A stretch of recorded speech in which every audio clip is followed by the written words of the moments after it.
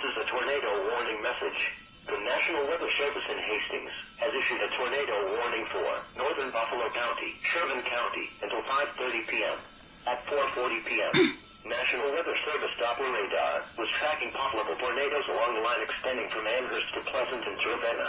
Doppler radar showed these tornadic storms moving northwest at 10 miles per hour. A tornado was confirmed near Pleasanton. Locations impacted include Miller, Loop City, Hazard, and Litchfield. Take cover now. Move to an interior room on the lowest floor of a sturdy building. Avoid windows. If at a mobile home, a vehicle, or outdoors, move to the closest substantial shelter and protect yourself from flying debris. Repeating, a tornado warning has been issued until 5:30 p.m. for the following counties in Nebraska, Buffalo, and Sherman.